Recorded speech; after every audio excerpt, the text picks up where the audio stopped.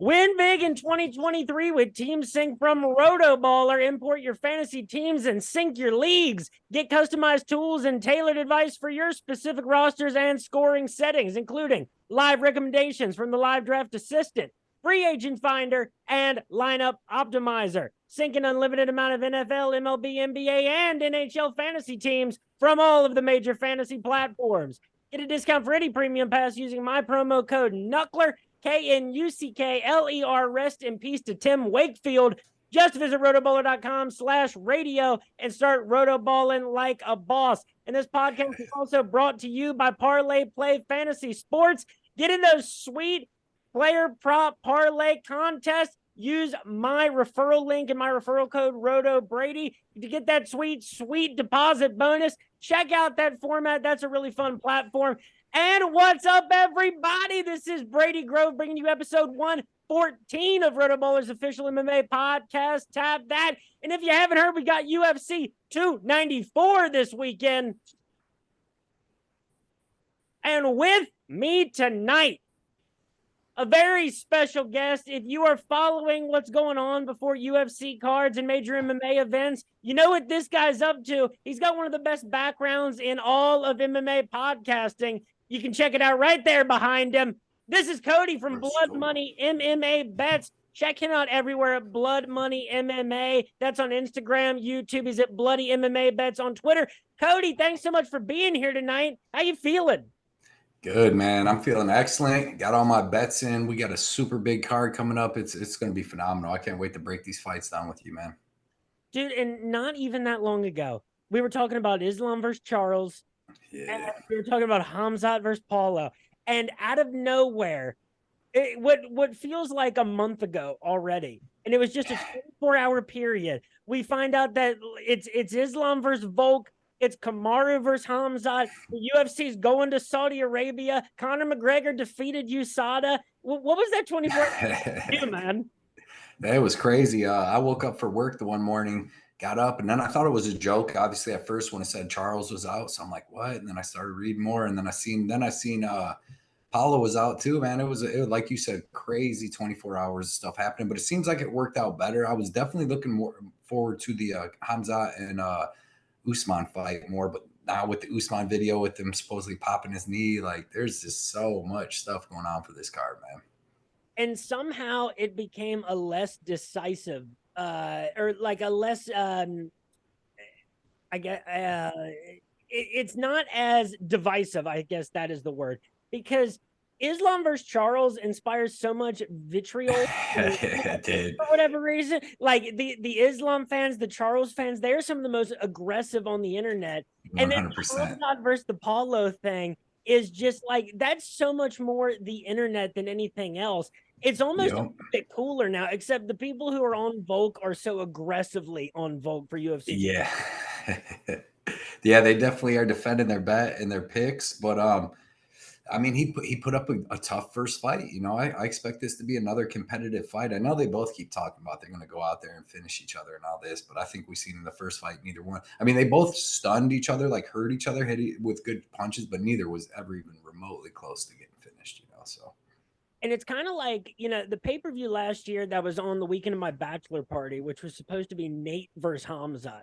And the whole time leading up to it, it was like, why is this fight happening? This doesn't make a whole lot of sense. Then all the matchups got switched around. It was like, it's like, I see what they did. They had me hook, line, and sinker. Those fights were going to happen. But now it's like with a big pay-per-view, when you hear that there's a fight cancellation, it's not like, oh, the card's ruined. It's like, oh my God, what are they going to do now? They're going to do something. Yeah, something. I was kind of expecting maybe Gamrot or one of them guys to be there, but instead of, I think because he was supposed to be like the backup guy, but you know what I mean? I would rather see Volk and Islam than Gamrot and Islam. And I totally agree, because like now people are going to react differently when someone is called the backup to a title fight. You know, it's kind of like back in the day when it was like they would do these number one contender fights in the UFC. Yeah. And only about 50% of the time, if that guy would actually end up fighting for the title now. Right. Yep. And now, like with Matus, he was going to Las Vegas threatening violence against David. That was a crazy element of it too. But it's like, Yep. damn, why call the guy a replacement if you're not going to use him as a last second replacement? Exactly. But I mean, I don't know. I don't think anybody would have been too pumped up to see Gamrot and Islam, because I feel like we already seen Gamrot couldn't out wrestle, Dariush. So what's he going to do to Islam? And then standing Islam is going to piece him up. So Yeah. but this fight, man, it's going to be good everywhere. Oh, for sure. And so real quick, before we get into the card, I do want to say that about Blood Money MMA Bets, what I appreciate about your content, man, is that it's rooted in fun and enjoyment of the sport. And I'm not someone who wants to say that everything has to be positive, call it like you see it. But I think especially with MMA fans, and I'm been big into XFL and USFL football, it's almost like it's easier for the content creators that are out there now to just talk about how dumb and stupid and corrupt everything can be and forget that this is a sport that we're supposed to enjoy and love. And this is one of the good parts of life. I love it. Like I've been obsessed with that. So that's why I'm pretty good at betting and stuff. I've been obsessed with UFC since a little kid, like literally 10 years old when I watched the first UFC. And I've watched every one. I've watched every Pride. My buddy back in the day had one of the Direct TV boxes with the chip in it, so we could watch every Pride, every UFC for free and all that. So I've loved it. And yeah, man, I feel like when you're making bets and stuff, you should be positive. Like I like to mess around. I like to joke with people and stuff. But as far as like some people on there, they get disrespectful and stuff. I don't have time for that. I don't want to argue with nobody online, because I'll be at home. Like when I first started, because I'm not used to the internet. Like I'm not good with technology. None of this stuff. It took me a long time to figure out like this is the first time I was ever on Zoom. And yeah, it just took me a little bit to get used to it, because I would post my bets and then everybody would be like, oh, that's dumb. This person's going to win. And then I would like argue my point. And then after a while, I was like, for like a month. And I'm like, no, I'm not going to argue no more. Because I'd be at home like getting mad or getting sweaty. I'm like, nope. So now I just be cool, man. Plus you want to have good energy and that good stuff to win bets, man. You don't want to be out here being a bad person and expect to like win bets and get the all the things to go your way and all that stuff. You got to be good, man. And the beautiful artwork behind you inspired me to put up this artwork behind me tonight. Let's go. I like that, dude. Old school Quentin Rampage, baby. That is a graphic that I had made for a gift from my brother, because the first pay-per-view we ever watched in full was UFC 114, Rampage versus Rashad. Yeah, that was good. Using this as the background for when I do shows on Zoom. But I like it, man. I do. Well, I appreciate it, man, because that's a fun setup you got going on behind you. It's perfect for this kind of platform, And so here's the thing. Let's start off talking about the main event. We're going to go, guys, we're going from the top down to the bottom, and there's barely a bottom on this card. There's talent from all over the world on UFC 294. We've got the UFC lightweight championship of the world, Islam Makhachev, the -250 favorite against Alexander Volkanovski, the +205 underdog. Cody, here's the real thing about this fight. We could talk for 2 hours straight about who could win the stylistic matchup, who won the first fight because it was so damn close. Ultimately, what swayed my betting logic on this fight for Volkanovski +205 is that the first fight was so damn close and Volkanovski is just so damn good. Yep. Yeah, I can't blame you on that. I went back. They're both so good, so well-rounded, so tough, cardio, durability, all that. So, I mean, you don't really even need to break down how they're so good, because you just know they're great everywhere. The reason that I like Islam here by decision, obviously, it's the short notice aspect for Volkanovski, because the first fight was super close. Like you said, I went and rewatched it back. When I first watched it, I think I had Volk winning maybe, but then when I rewatched it back, like I thought Islam won, but I think I might have had Islam winning the first one because I didn't have a bet on the first fight, but it was definitely close, But this fight, I just feel like short notice for Volk. Islam, I feel like maybe able to get his wrestling going a little more later in the fight if Volk slows down a little bit in that, and I don't see either one of them finishing each other. So I can't blame anybody taking Volkanovski though with that +205. I mean, you might not never get that on him again ever. So I didn't bet it, but I picked Islam by decision. But I bet the over 4.5. I bet that at minus 125. I haven't put it out or nothing yet, but I really like it. Both these guys are durable. I know they both keep talking about knocking each other out, but that's just talk to me. Like, I don't see either one of them. I don't think. I mean, maybe Islam would have the power to knock him out, but I don't think so. They both hit hard, but not like, not Terrence McKinney or something like that. So give me give me Islam by decision, but I'm rooting for Volk. Put it that way. I'm rooting for Volk. And and this is always a fallacy with MMA, but it feels like there's a bit of a magical component to this with the way that the main event ended up getting set up.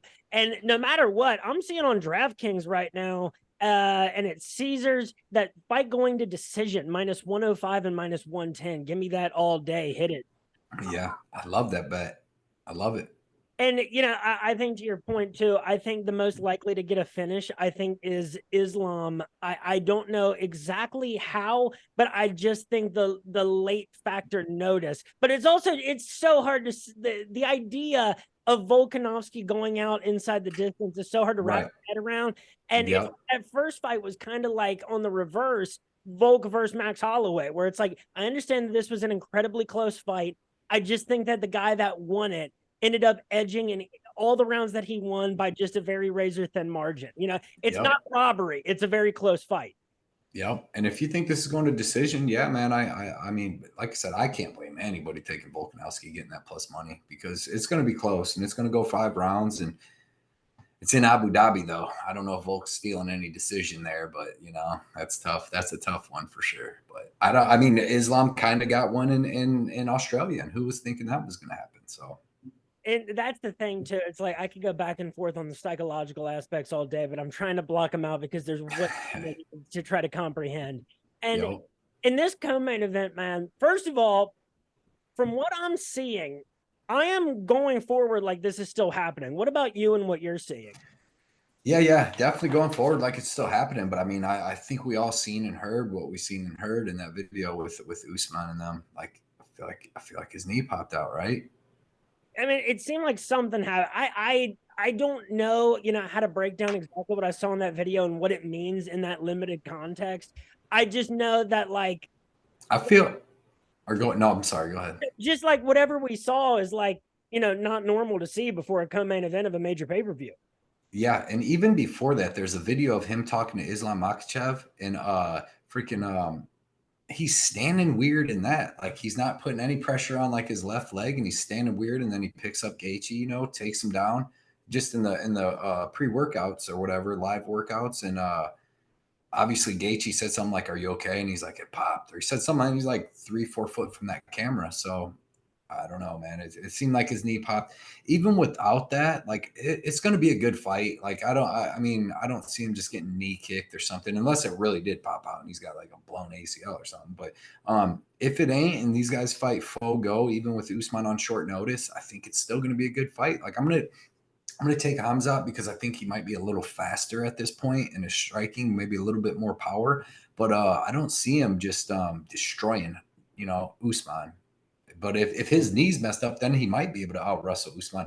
If his knee ain't messed up, I don't really see him out wrestling Usman. He'll probably come out and did what he did with Gilbert Burns, wrestle for like, 2 minutes, try to see what he can do. If it don't work, they're just going to strike the rest of the fight. So give me Khamzat Chimaev, and I actually think he wins like a decision, like a tough decision fight. And especially, I mean, this is a 3-round fight. It's not 5 rounds. And so Kamaru right now is the plus 205 underdog. Khamzat the minus 310 favorite.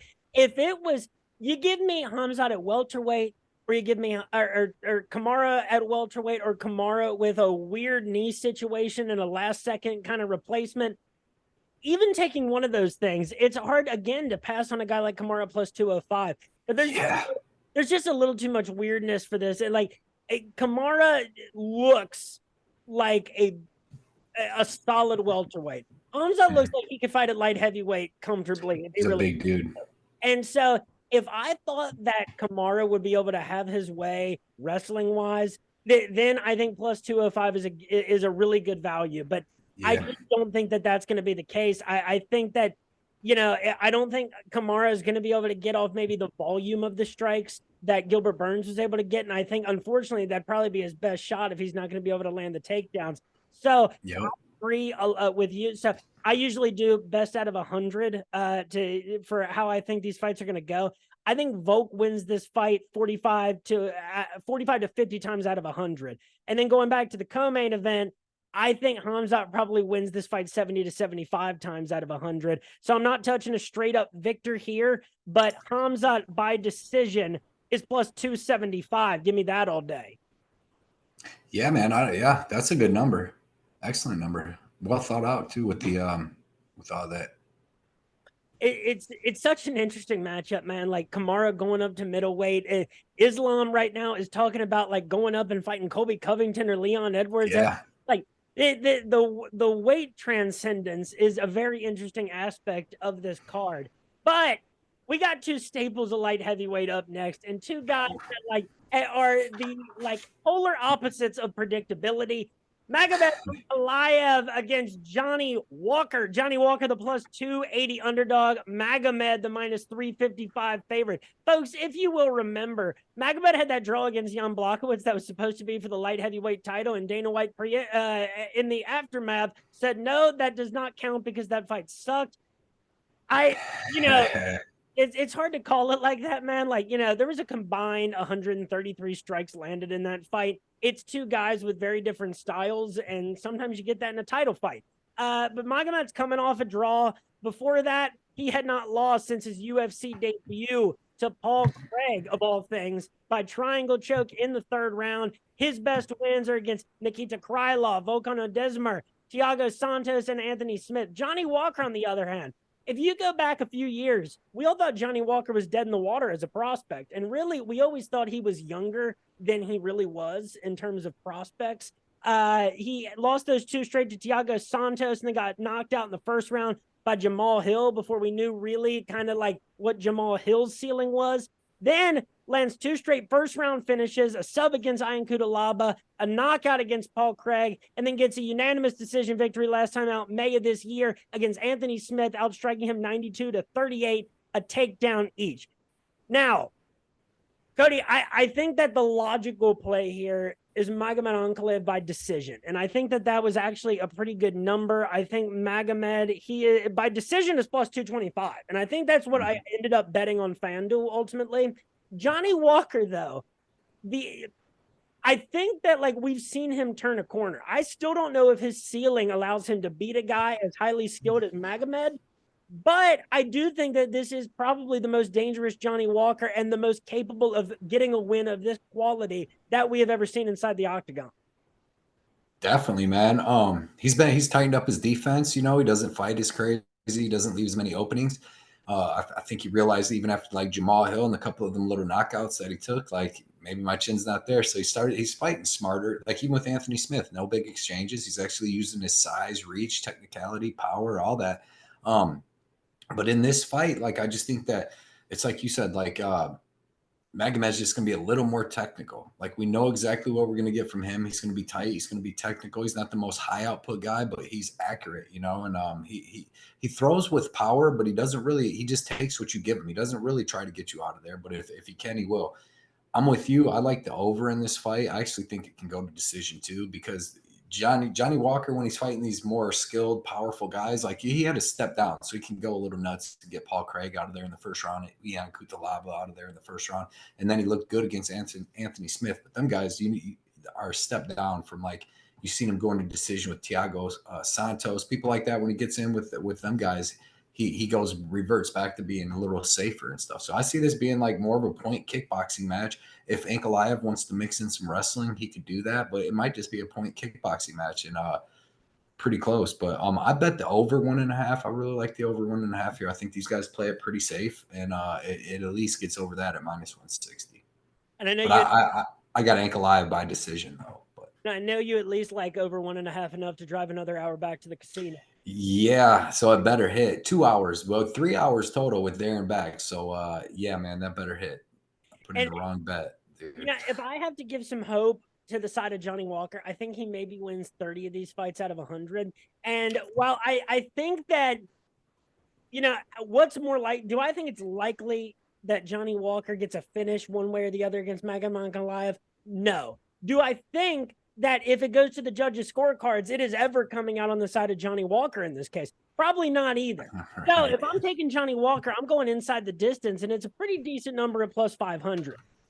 Yeah. That's the way. I do not see him winning the decision over Ankalaev at all. No, and I'm not going to try to split hairs between knockout and submission either, because I think if Johnny, I think if he was able to hurt Magomed or catch him in a weird position, I think whether it's a submission or a knockout is a flip of a coin at that point. Yeah. I think ultimately we both agree that Magomed plus 225 by decision, I think, is the play of that fight. That's what I like. Yes, sir. And next up on the Super Stack card, and this is an interesting one too, because I think I saw something you said this week about Warlley Alves. This is a middleweight matchup. Warlley Alves is one of the biggest underdogs on the card at plus 440 against Ikram Aliskerov, the minus 600 favorite. Here's the thing about Warlley Alves. He's one of those dudes that, like, every time that I think I have him figured out, he kind of surprises me. He's like the JJ of the UFC middleweight division. His last win all the way back January 2021 by first round knockout over Munir Lazez. 2 losses in a row in that time, a second round knockout loss to Jeremiah Wells, and a split decision loss to Nicholas Dalby, where he did get outstruck 119-66. Ikram, on the other hand, 2 straight wins coming into the UFC, 2 first round finishes, counting the contender series, a first round Kamaru over Mario Sousa, and a first round knockout over Phil Hawes. Logic tells you here that Warlley Alves is probably going to meet a quick end, because Ikram is just a win over Phil Hawes is very meaningful for a guy that is new to the UFC. It's not like it's a guy that you're going to have to beat to hang around. It's a guy that it's going to help to look impressive against if you're looking to climb your way up. Ultimately, Ikram doesn't have a lot of great, value. It's kind of hard to pick exactly what you think is going to happen to him. Ikram inside the distance, minus 250. That seriously might be your best value there if you're just going to use it to string together a parlay. I think ultimately he probably wins like 85 of these out of 100, and that is just that's giving Warlley a lot of credit for being just a tough opponent on any given night, and he's just like a dude that can be tough to figure out. But it's also, I don't know how Warlley's going to lose it, and I don't necessarily know how Ikram's going to win it. What do you think? Yeah. So Ikram's like a small middleweight. I mean, he's not small, but he looks like he should be a welterweight himself, but he's big. Like, he's got long arms, 76-inch reach and all that. But yeah, Warlley Alves, like you said, I had a big play on Munir Lazez when he body kicked him 3 times in a row and just melted him. But he's tough to call, like you said, man. Sometimes he's winning, sometimes it looks good, like earlier in his career, and then sometimes, like even against Nicholas Dalby, he looked decent compared to a couple of his previous fights. But he usually goes real hard in the first round, and then if he doesn't get his guy out of there, he gets finished in the second. Like, he's got a couple of them where, like, Randy Brown and Jeremiah Wells, James Krause, all these people are finishing him a little later in the fight. So that's what I'm seeing. I'm seeing Ikram being able to land the bigger shots, standing, get his wrestling going at some point. If it's not in the first round, because Ikram's wrestling is not as great as, like, he's got great defensive wrestling, but I've seen him try to take a couple people down and get stuffed a bunch. But then, like, keep working and get it. And I think that's what happens here. And I think that he gets a second round submission on Warlley. Warlley's on short notice. He already has suspect cardio. I think Ikram just works on him being the bigger guy, gets some grappling going, and gets him maybe his 4th Kimura finished in his last 6 fights. So I could definitely see a guy, and I wish you could bet by specific submission. I've also when Sergey Spivak is fighting. And that's the thing about Warlley is, like, because he slows down, he's never going to be able to match you on the volume. And I just don't know if his shots cause the damage that they're going to need to throughout the course of 3 rounds. Plus 440 is always enticing in a fight with a guy that only has 2 fights in the UFC. But, ultimately, you want to throw $1 on it on some platforms. Yeah, I don't think you're going to miss that $1. But, I think that it's just like it's been too long since he's gotten a victory. And Nicholas Dalby is a fight that ended by split decision, but ultimately, like, Nicholas Dalby did a lot more to win that fight than Warlley did. Yeah. Next up, Saeed Nurmagomedov and Main Gafarov. Saeed is the, there we go, minus 218 favorite. Main is the plus 180 underdog. Now, Saeed, he's a Nurmagomedov that does lose sometimes. It's happened twice in his UFC career to the likes of Ryan Barcelos and Jonathan Martinez last time out. Statistically, Saeed still kind of did his thing against Jonathan Martinez. But as we saw this past weekend, Jonathan Martinez is a guy that figures out ways to win. He's a very well-rounded martial artist that is very good at smelling blood in the water without having knockout power in his hands. But Saeed was on a 4-fight winning streak before that. 2 first-round finishes over Mike Striegel and Cody Stamen. Then a decision win over Douglas Silva de Andrade. Then that second-round guillotine when there was only 18 strikes combined. He'd already been taken down 5 times against Sadiko Kakramanov. Then we got Muin, born in 1996, loser of 2 straight by decision in the UFC, counting the Contender Series to Chad Hellinger and John Castaneda. So the thing is, before this kind of like string of guillotine, and really, I mean, it's been kind of almost a 50-50 split for Saeed in his time in the UFC. Most of his fights are going to the judges' scorecard. I ultimately bet Saeed by decision in this fight. And that number is at, plus 180. I think that was about the value as I could find, because by submission, plus 250. I just don't, it's not that I don't see Saeed being able to do that. I just don't necessarily see Muin losing like that. Even though, you know, he is still winless in the UFC. So I think Saeed probably wins this fight like 80 to 85 times out of it, maybe even 90, like 90 plus. It's more a question of like, what are we going to see from Saeed here? Not necessarily a question of like, how much danger is he in this Saturday? Yeah, this is going to be a great fight. Both these dudes are super tough, super durable. It's like you said, Saeed by decision. I like that a lot. They got 43 fights between them. Neither guy's ever been finished. Muin's actually the finisher. He's finished 17 of his 18 wins, but it's not, you know, Saeed or Magomedov level guys. And when he loses, all 5 of his losses are by decision. So I see that first round being pretty tough, but they're both well-rounded, both tough, both durable. I just see Saeed being a little bit taller, a little bit longer, a little bit crisper in his striking. He has a little bit more variety, and he's going to be moving back, countering Muin, you know, probably hit him with some good shots. I've seen Muin get head kicked and dropped by Castaneda, you know, and he took a lot of damage there, but he's durable, man, because Castaneda's a finisher. And I see this being a good, tough fight, and Saeed Nurmagomedov win decision 29-28 or just 30-27. I like that bet that you got on the by decision. A lot. I bet the over 2.5, actually. I bet that at minus 130, and bet the durability of both these guys, and then the well-roundedness. It's not like if Gafarov, because Gafarov's got good wrestling too, so it's not like if he just gets taken down, he's going to get subbed, or it's not like if Gafarov lands a takedown on Nurmagomedov, he's going to get subbed. I think we got a really good scrap on our hands here. It's going to be a fun fight to watch. Great fight for the bantamweight division. And, you know, what I do like about Muin too is, one, he hails from Tajikistan. I love learning about new countries when they appear on a UFC fight card. And he came to us as the LFA champion. You know, he did win 2 fights and ended up getting the LFA vacant bantamweight title in between his Contender Series loss. He's been in organizations like UAE Warriors. He fought John Lineker and didn't get finished by John Lineker and won back in October of 2019. Exactly. So I love guys like that. I love watching them at this level. Unfortunately, my love for them often gets in the way of the betting logic. And on this one, I'm going to keep a clear head, and I'm rolling with Saeed. A great fight for the bantamweight division. I like it. Next up, this is one of, honestly, like one of my 2 sleeper favorite fights of the card. It is a flyweight matchup between 19-12-1, yet legend of the UFC flyweight division, Tim Elliott against 9-0 Muhammad Makhachev.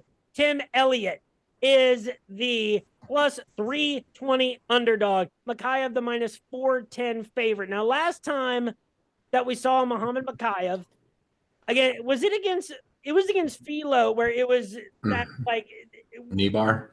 This might have been that you that posted this. About the tapping out. Dude, that was a tap.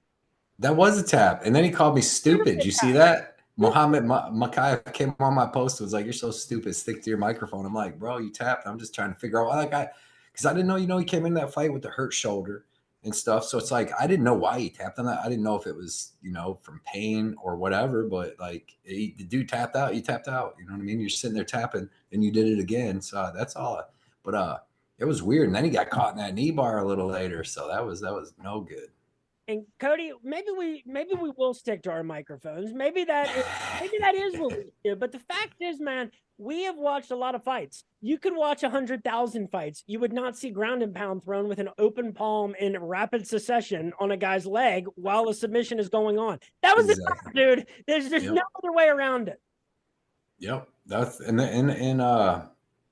yeah, man. I didn't get no real good reasoning, but he said something like his foot was in his cup or there was this or that, but it was like weird because like even when they got done, it's not like even when they went to the next position, wasn't like Fialho like tapped him on his back like my bad or this or that.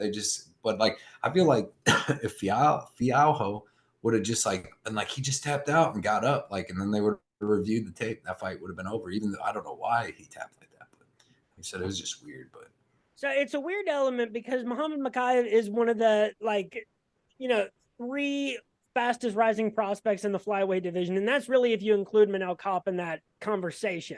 And Makhachev, 4-4 in the UFC, or not 4-4, 4-0 in the UFC. He has won 4 out of 4. And against really very solid competition from the beginning. Cody Durden, Charles Johnson, Malcolm Gordon, guys you need to beat to be able to hang around and make your way up in the flyweight division. Then the neck crank victory against Filo his last time out, March of this year. Tim Elliott, on the other hand, quietly on a 2-fight winning streak, having won 4 of his last 5 against the likes of Ryan Benoit, Jordan Espinoza, Tagir Ulanbekov, and Victor Altamirano. The only loss in that stretch was a unanimous decision loss in a close fight against Matheus Nicolau.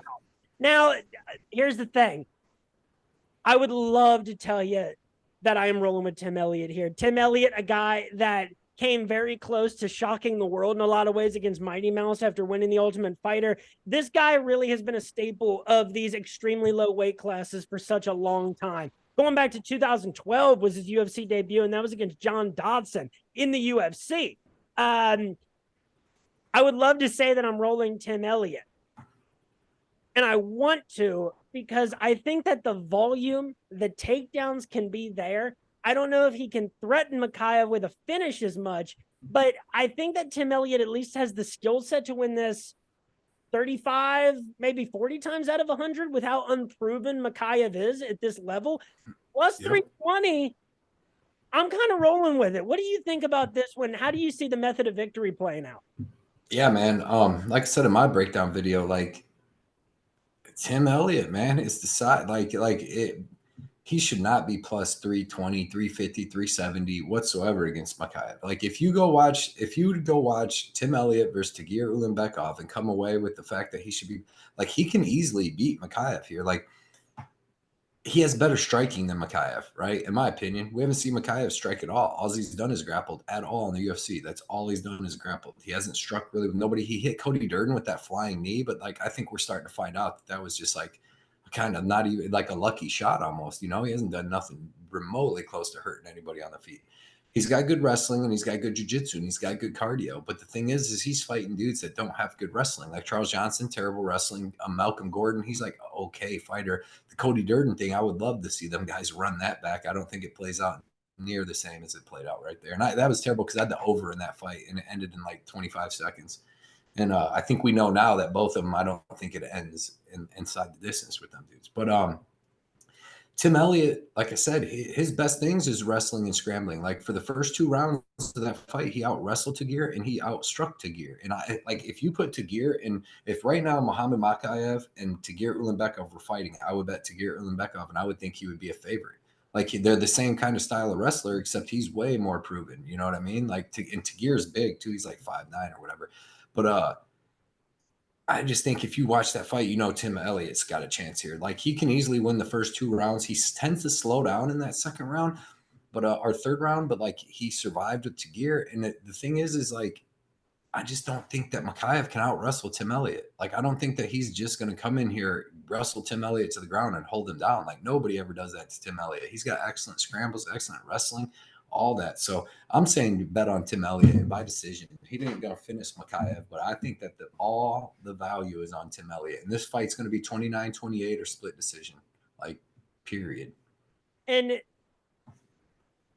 the split decision point is important because Elliott by decision is plus 500. I love that. And really, when you look at Tajir Ulanbekov's resume, it's more impressive than Muhammad Makhachev's, both in by the names that he's beaten and the ways that he's beaten them.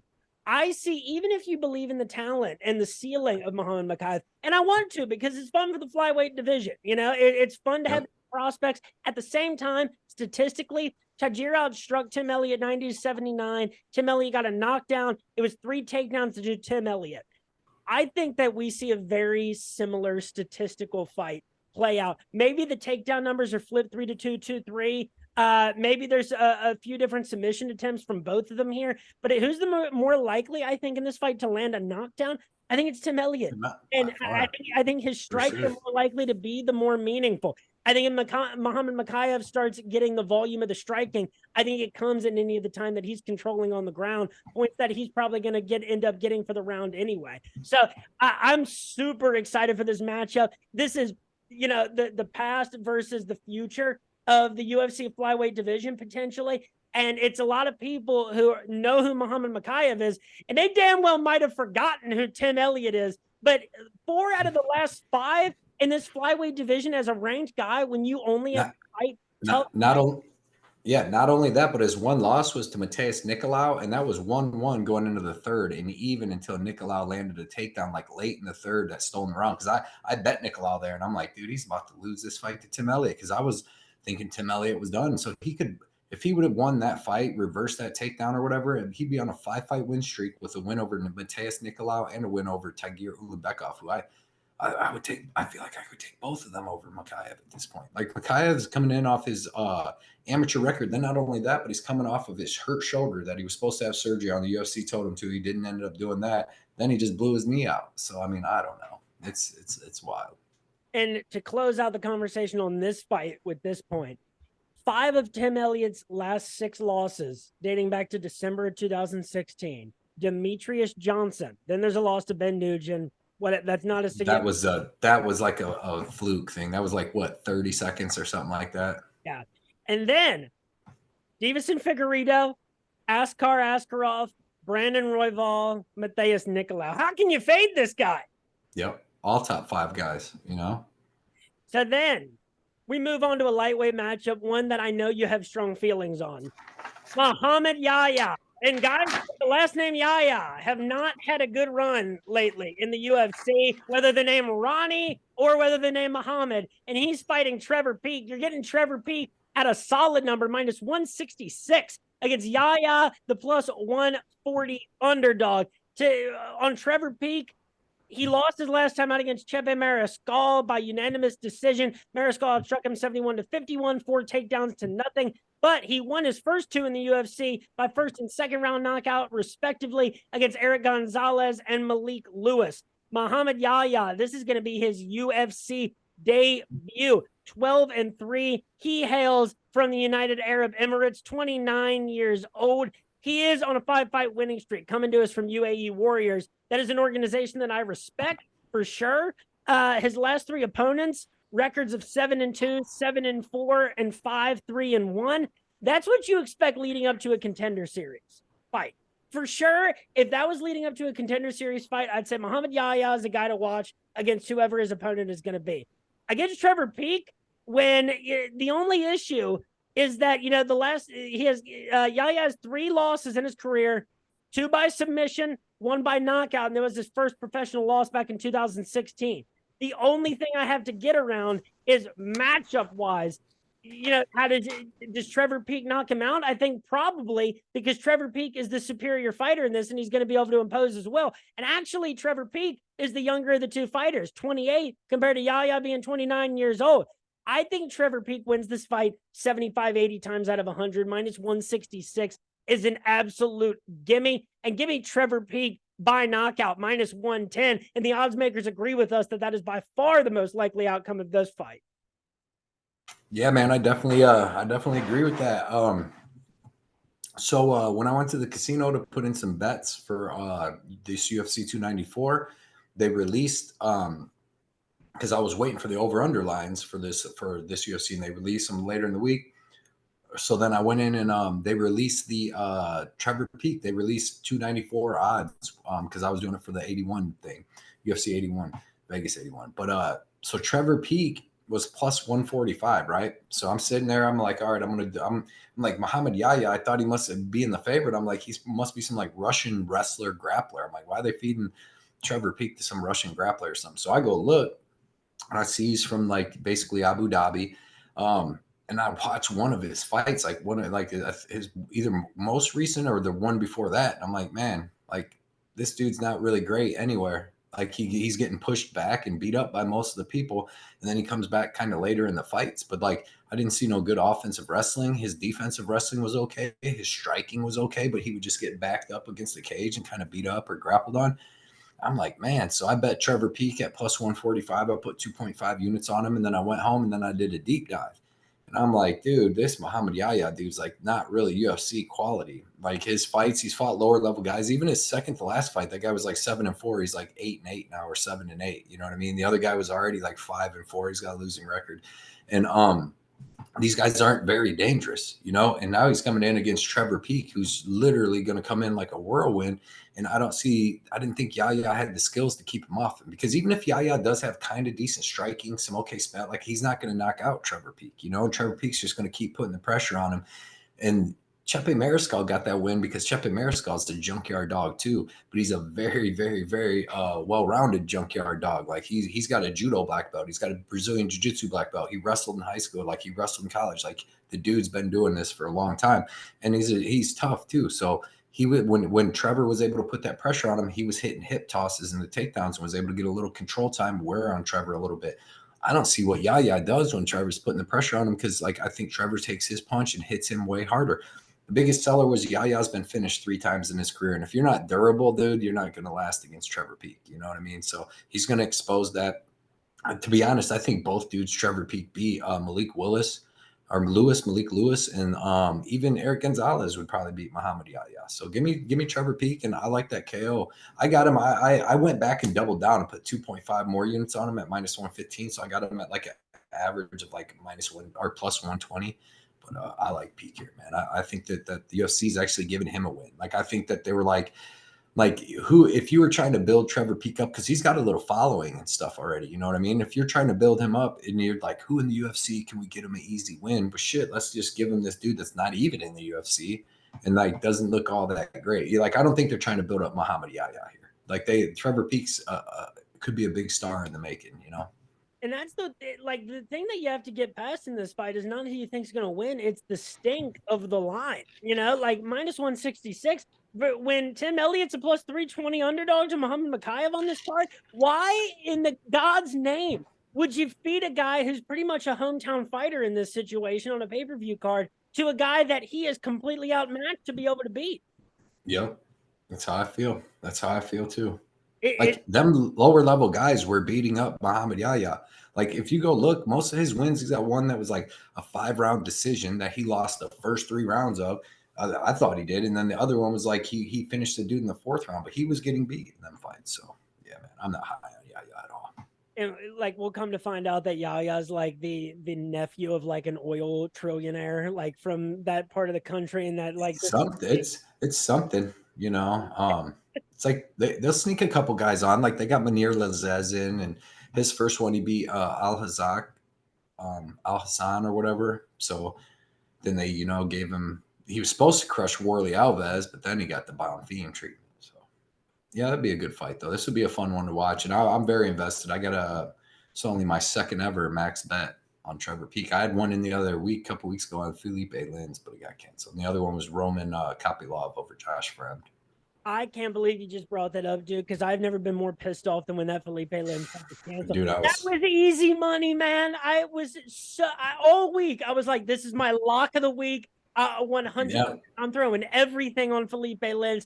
And right before the card, not only that, I used him in 4 out of 4 DFS lineups. And Yes, killed me on the DraftKings. Come to find out that the UFC knew he was sick probably a couple hours before they even announced that. For sure, because they started the card. I put a post out about that because they started the card 30 minutes late. You know, we were doing our live show, and I'm like, why are they doing that? Usually when they do that, there's a fight cancellation. Every single time they do that. And then sure enough, you know, and they do it too late. But yeah, man, I was on him. I had him, and I was against Twitter on that because a lot of people were on Kutalaba. Obviously, he was the favorite. He went from the underdog to the favorite. And then I was on Bill Algeo too, and he went from favorite to underdog. Both of them went from favorites to underdog. So everybody was, and I stood my ground, and they was both. I mean, Bill Algeo won, and Felipe Lins, not sick, would have won. Yeah, no, you give me Felipe Lins and Bill Algeo against almost anybody in their division where they're going to be a plus 120 something underdog at least, and absolutely hammering it that week. I love it. Give me a junkyard dog at plus money all the time, just like with Trevor Peak. Junkyard dog, crazy. He's going to fight for your money, and he's not fighting a great fighter. Or like Darren Elkins this past weekend. Mm-hmm. And yeah, I know I hammered Darren Elkins. I told everybody like what was going to happen. Like you, dude, if you take a 39-year-old junkyard dog and you go, well, the guy's 39. Yeah, but he's still got the motor of a 27-year-old. Like if he's not getting knocked out, Darren Elkins is putting that pace on you. He's gonna, and he was a far better wrestler, So that was easy money. And we're actually going at a pretty good pace here, so I think we can just keep going down the line until you have to kick out, whatever may be the case. Next up is a bantamweight fight between Javid Basharat and Victor Henry. This is a fight that I'm really excited to watch, kind of for some of the similar reasons as Makhachev and Elliott, but like obviously two guys in very different stages of their careers. But this is a guy that's a heavy underdog in Victor Henry, who we have seen be the thorn in the sides of many UFC bantamweights so far. Javid Basharat, along with his brother Farid Basharat, they are the kings of the unanimous decision at these weight classes. They do not put people away, but they're like, you know, they do exactly what they do every single time out. Javid Basharat, 3 straight unanimous decision victories. He landed 89, 80, and 95 strikes combined and 5 takedowns against Trevin Jones, Tony Gravely, and Mateus Mendonca. Victor Henry, 8 years older, born in 1987. Winner of 2 of his last 3 fights. His UFC debut is a unanimous decision victory against Raoni Barcelos, where he landed 181 strikes. His only loss is by decision to Rafael Assunção, October of last year. In March of this year, he wins a split decision over Tony Gravely. He got taken down 3 times, but he landed almost more than double of the strikes that Tony Gravely landed, 154 to 75. Now, Cody, the real thing, like Javid Basharat by decision, I think that is my play. I think that, you know, and to go back real quick, I think I said Trevor Peak, I think, wins this fight like 85, 90 times out of 100. Javid Basharat, I think, wins this fight 75 times out of 100. I think that's fair. The real, and by decision, I think is the safest route for like both of these guys. I do think that this fight goes the distance. That's at minus 225, so the odds makers will probably agree with us there. I see you shaking your head, so I think that was where you were going to with it. But Basharat by decision minus 165, that's pretty much a bet on Basharat to win. So I think it's, you know, a bargain. But what gives me pause is that Henry's striking volume is phenomenal. If Javid Basharat does not put Victor Henry away, and we seem pretty confident that he doesn't, this seems like this could be a fight that ends up pretty close on the judges' scorecards because Victor Henry brings heat on the feet, and he brings volume, and he does damage, and it's why he's come out on top in a lot of these fights that go to the judges' scorecards. Yeah, man. These guys are both good. They're both well-rounded. They're good everywhere. They're good offensive, defensive wrestling, jiu-jitsu, striking, all that. I'm gonna give, like, I love the Basharat by decision. Like, neither one of these guys ever been finished. Victor Henry's been in there with some tough dudes, took some big shots, never been finished. Basharat, they're basically about the same fighter, except Basharat's a little taller, a little longer, and just a little bit better everywhere. And then he's 8 years younger. So he's got great fight IQ. I think, like you said, this is going to be a very close fight. Bet Basharat by decision. Bet that over because Basharat's not finishing Victor Henry. And it is going to be close. That line's off, but I can see it just, you know, Javid winning like all 3 rounds very closely. So I stayed away from it. I didn't bet. I probably should have max bet that. I was waiting to see what the over was going to be because I was hoping I was going to get it at like minus 140 or minus 150, not minus 2 something, minus 250. So but I love that. I don't think that this fight ends at all. Now, it's a super interesting matchup, and I do think that it's going to be the well-roundedness of Javid that ends up being the winner there. I think that, like, if you get Victor Henry in DFS for, like, $8, I think that could be worthwhile for some variations to give you the option to go with some of the more expensive fighters on this card. And next up, here's a fight that, like, I struggle with because I am such a non-Cedricus Dumas fan. I tried to look for every possible way that I thought Abu Azatar could possibly win this fight, and I just could not come up with anything, man.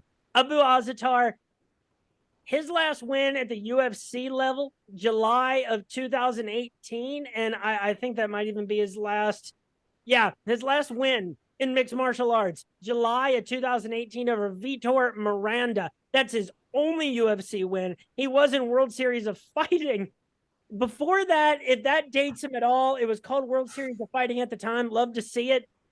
His loss in the UFC back in March of 2021, third round TKO to Marc-Andre Barriault, who, in Abu's defense, Marc-Andre Barriault is like a very mid-level, toughed out guy for people who are like not prepared for this level of the UFC. Cedricus Dumas, on the other hand, a 3-inch reach advantage, pretty young, born in 1995. And like, this is a guy kind of like Josh Frem. Like, I feel like I took a dump on him for way too long, and it turns out that he's actually been winning most of the time. 2 out of his last 3 fights, he has won. A guillotine at the Contender Series against Matej Penaz.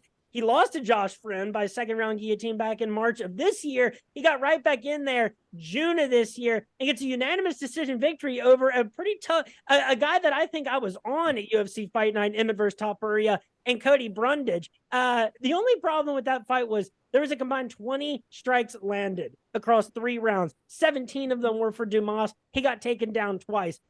Look, I don't know how to bet this fight. I don't know if I bet anything on this fight because I don't like Abu plus 200. I think he wins maybe 20 to 25 of these out of 100 right now. I just can't have faith in a guy that doesn't have a win in the last 5 years in any level of mixed martial arts.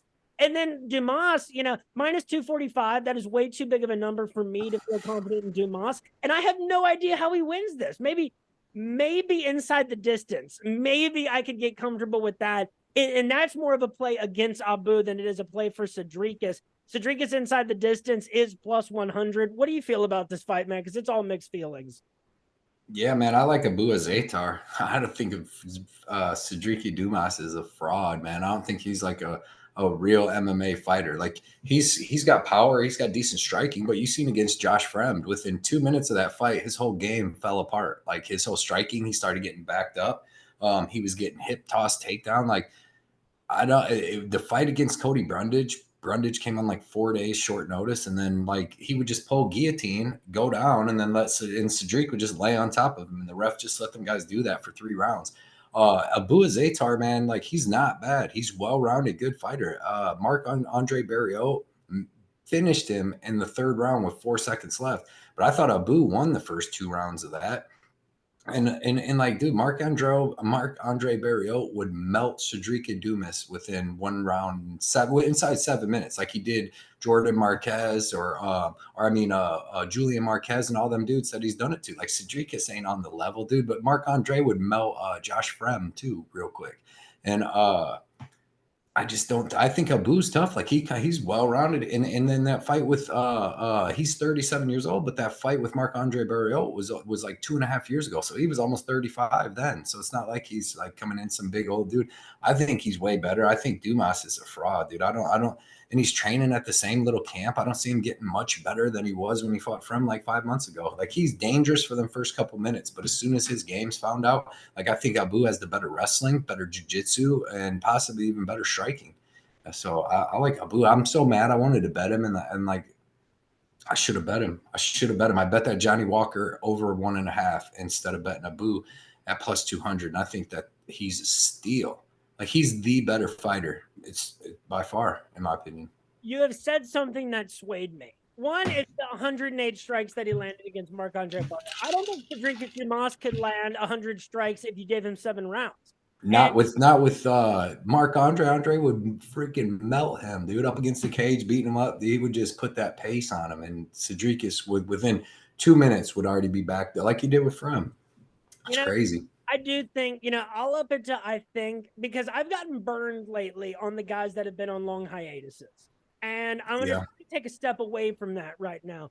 Let's go Abu plus 205 straight up. I'm telling you. This might even dude, listen to through, I think this is a 50-50 fight, actually, now that we listen to this too. The funniest thing is, like, people might think Abu's like a gasser, right? But he's not, man. He came out and put the pace on Marc-Andre. I thought he won the first 2 rounds of that fight, and then he just like tired out. But he came out, put the pace on, like you said, landed 105 strikes. Go look at his 3 fights before that, all 3 decision wins. Like, he's not a gasser. He just Marc-Andre puts a different pace on people. But I love Abu here. I'm very mad at myself that I didn't bet him, but I do have some money on my DraftKings account just to mess around with, and I'm going to put in a bet on him because I don't know if he finishes Dumas or not.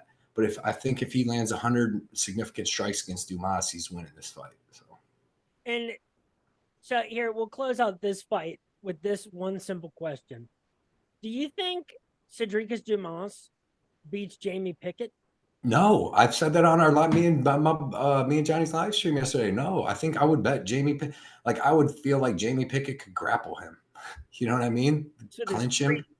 Well, you seen Jamie Pickett almost beat Josh Frem, and Josh Frem dogged Cedric Dumas. Like, he was hip tossing him around the cage, and then choked him out. And like, Dumas snuck out the back for 1 second, and then Frem got position, choked him out. Like, I would take Jamie Pickett over. I would take pretty much anybody over Dumas other than Cody Brundage. And maybe if Cody Brundage was on a full camp, I might take him over him too.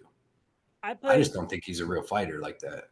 I put Dumas in the same category as it was the dude. There was a flyweight from the Contender Series that lost like 4 in a row, but like I put him in the category like KB Bular, like that guy. Oh yeah. KB, yeah, the Indian dude.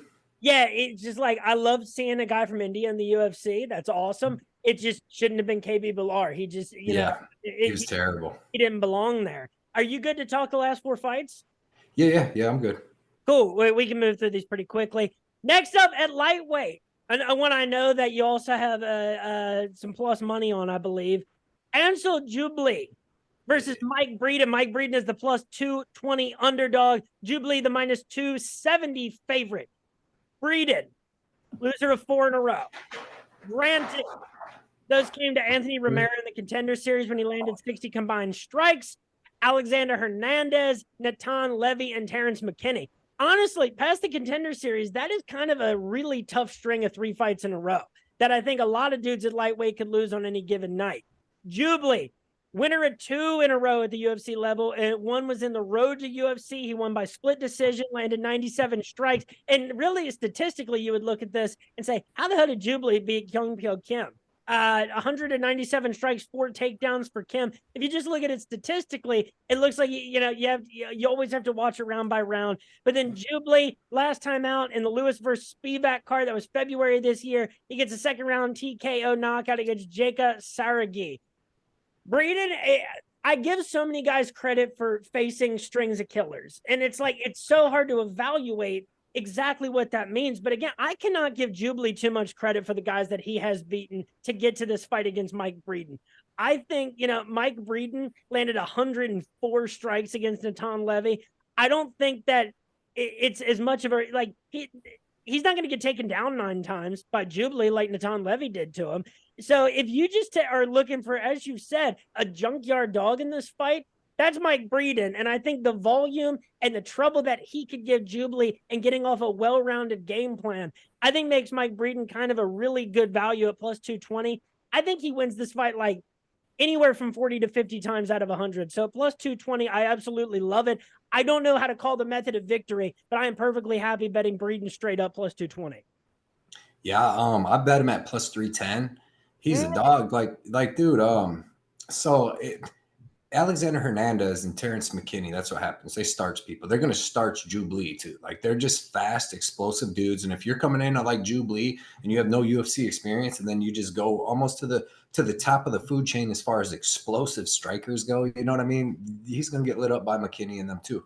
The thing is Breeden versus Natan Levy. I thought Breeden won that fight. Like I thought he won that fight. Like Natan Levy at one point had 6 takedowns with 30 seconds of control. And I think people think that Jubilee is like some wrestler and he's going to come out here and wrestle Mike Breeden down and just dominate him like he did Janka Sergey. Sergey, it was a Muay Thai striker with no wrestling.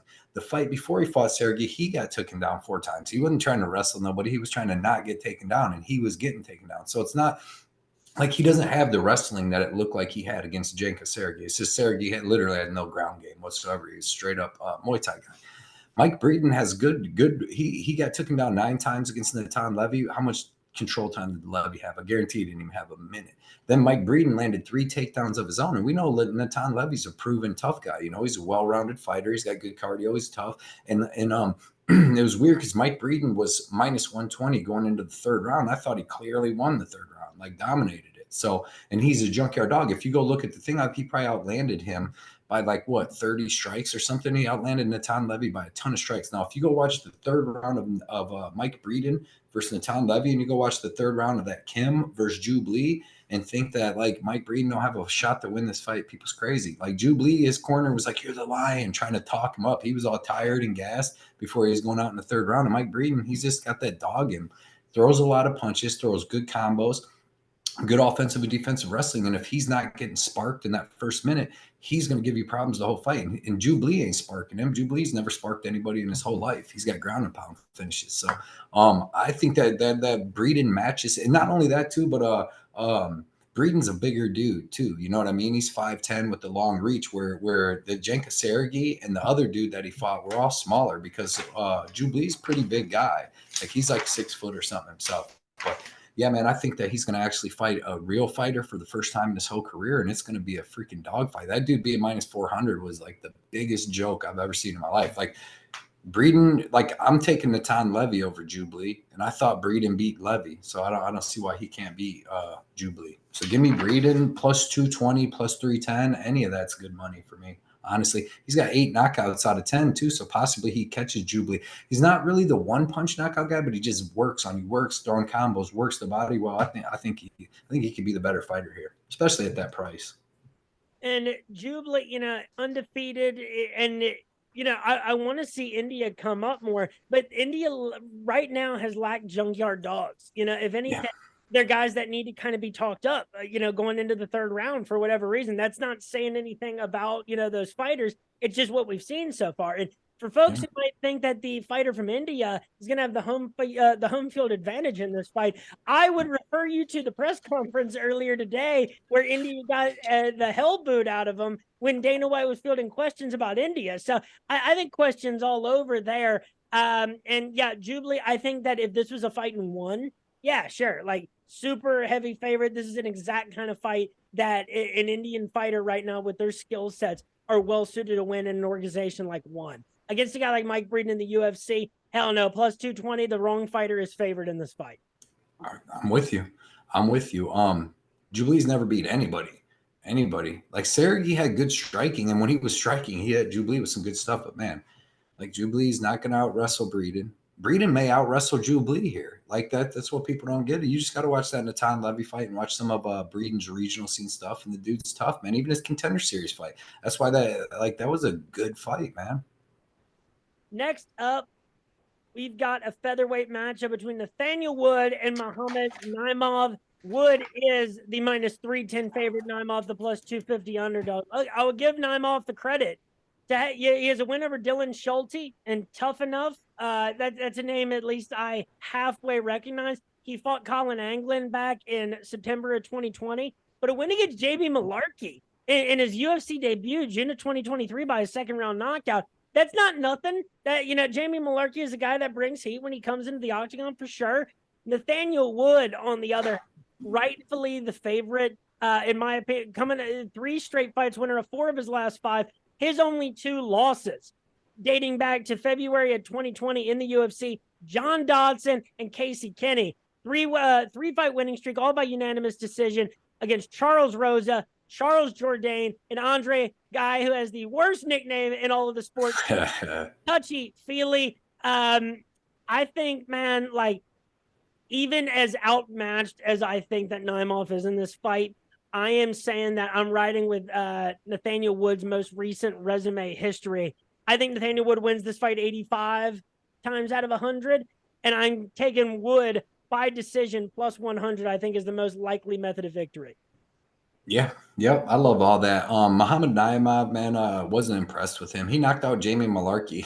Jamie Malarkey like was beating him up the whole fight. It was on short notice for Naimov, but like Jamie Malarkey like shot a takedown and then was like, "No, I'm not going to do it," and then just like froze right there. And then Naimov just punched him, not put him out. Like Nathaniel Wood's not going to make that mistake. Nathaniel Wood's going to be so much more technical here. He's going to have so much more volume, and he's going to be way faster than Naimov. Naimov throws one-shot power shots, power leg kick, power punches. He'll throw some spinning stuff, but he doesn't even have the best defensive grappling, and he has bad cardio in my opinion. You watched him against Colin Anglin, complete. I mean, he looks strong and tough in the first round like 6.5 minutes, and then Anglin just started hitting him with bigger shots, taking over, out wrestling him. I like Nathaniel Wood here. I think Nathaniel Wood's a top 15, top 10 guy. You know, I think his win over Charles Jourdain's way better win than this win will be over Naimov. So yeah, man, give me Nathaniel Wood. I think he does it by decision too. He's not the biggest finisher. He takes what you give him. I think he tears them up with them lead leg kicks because Naimov likes to like just back up and go up against the fence like he did with Malarkey, and I've seen it in a bunch of his fights, and then just throw power shots. But I think that Nathaniel Wood can stay on the outside, just hit him with leg kicks, hit him with leg kicks. Then when he comes forward, piece him up, mix in some grappling. I think Nathaniel Wood gets it done using all facets of MMA and his UFC experience, man. He's a good fighter. He really is.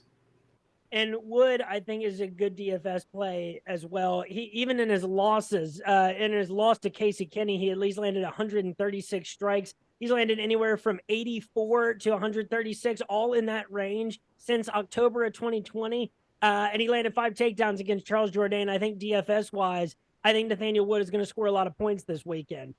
Women's strawweight, another heavily differentiated handicap. Jenny Frey, the plus 400 underdog. Victoria Dudakova, the minus 535 favorite.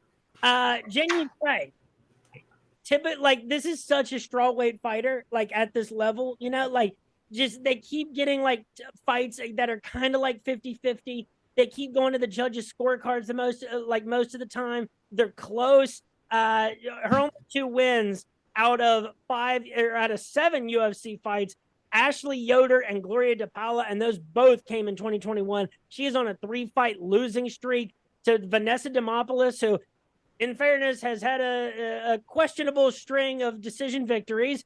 Polyana Viana and Elise Reed last time out. She did land 3 takedowns at least against Elise Reed June of 2023. Dudakova, on the other hand, started with a unanimous decision victory over Maria Silva in the Contender Series August of last year.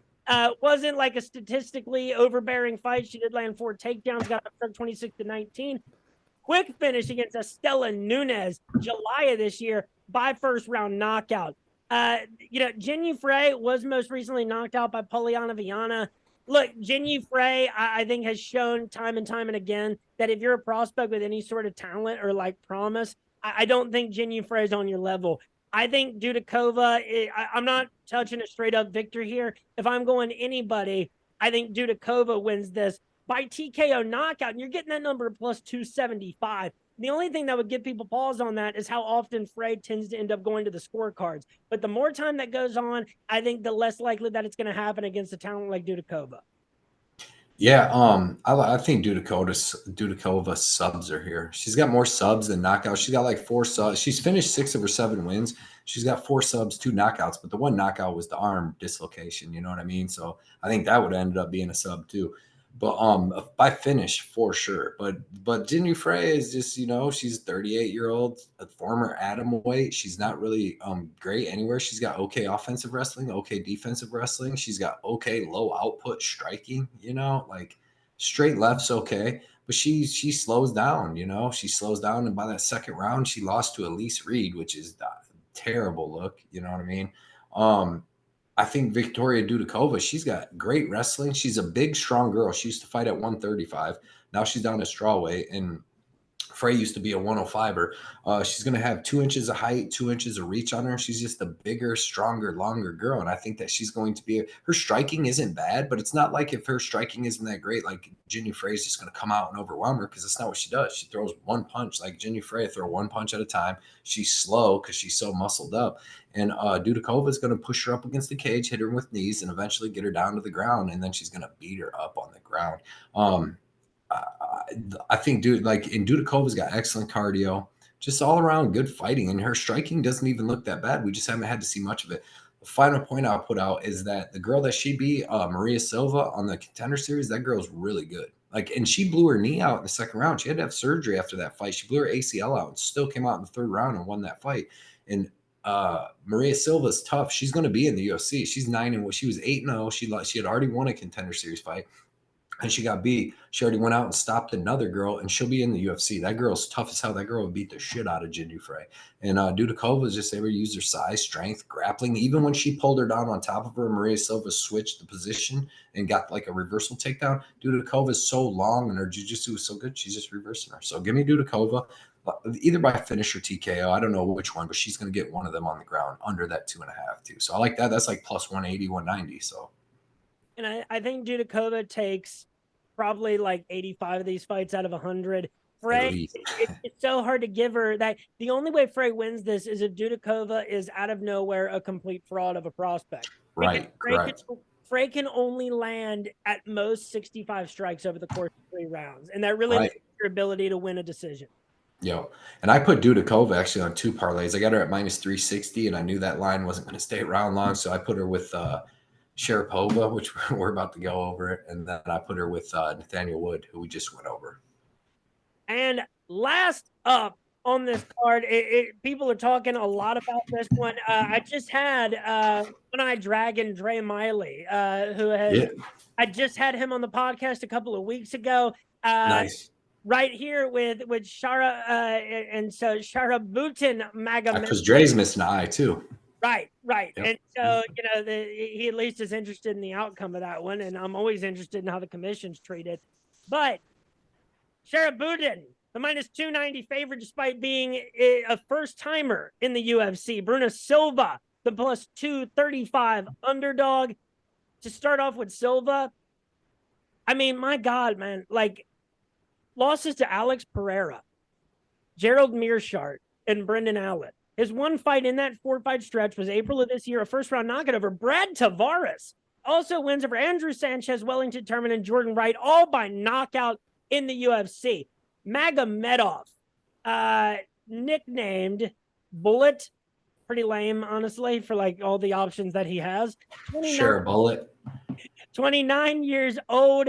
Now, even like... this guy's got a lot of like hype coming in behind him. He's done a lot of modified rules stuff. He's done kickboxing, but like, in his last 3 opponents, at least 16-4, 21-5, 7-6. It's the organizations that he's been in. It's like the fact that we have yet really to see him like even close to this quality of competition. It's guys that are skilled from across the world, but it's like when you're doing modified rules, you're doing kickboxing. You're the best organization that you've really been in has been what? RCC, TFC, or AMC. And those do not enter the top 15 of, or even close, of regional organizations in the world when it comes to feeding talent into the UFC. We haven't seen Sharabutin lose yet. So it's hard to try to say like where he's necessarily susceptible at the UFC level. But blindly, if I have to put it that way, Bruno Silva plus 235. I think that at the very least, this is a 50-50 fight. So Bruno Silva plus 235. And I think that, Bruno Silva's made it easy for me over the course of his UFC career against a really high level of competition. Give me Silva by knockout plus 450. What do you think?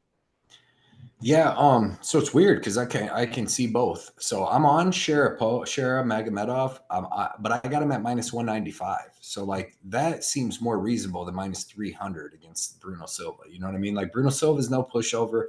The only thing is like, all right, so Sharapova, man, his kickboxing is phenomenal. He's a Dagestani guy. Seems like he has good offensive and defensive wrestling, and his kickboxing is awesome, man. He's got good switch stance kickboxing. He throws power with both legs, both hands.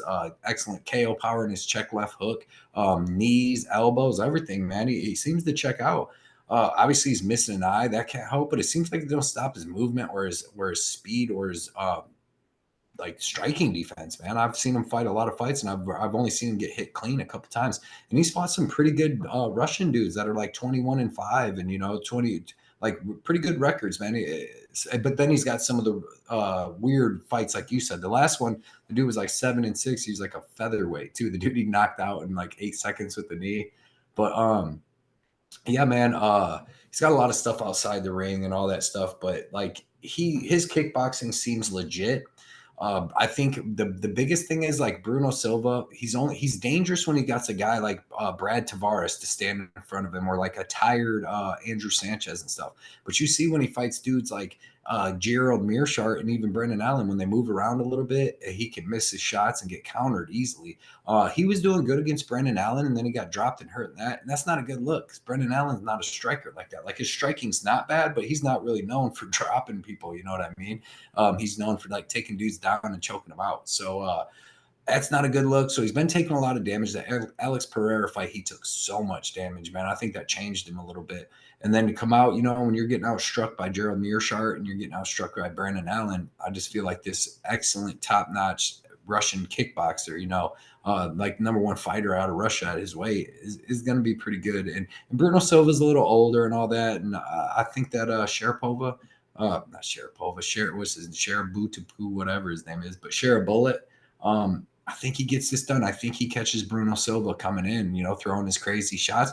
But I don't hate anybody taking Bruno Silva by KO, because the dude's dangerous. He has KO power in both hands, and he's a dog. He's going to fight till he can't fight no more. So don't mind it.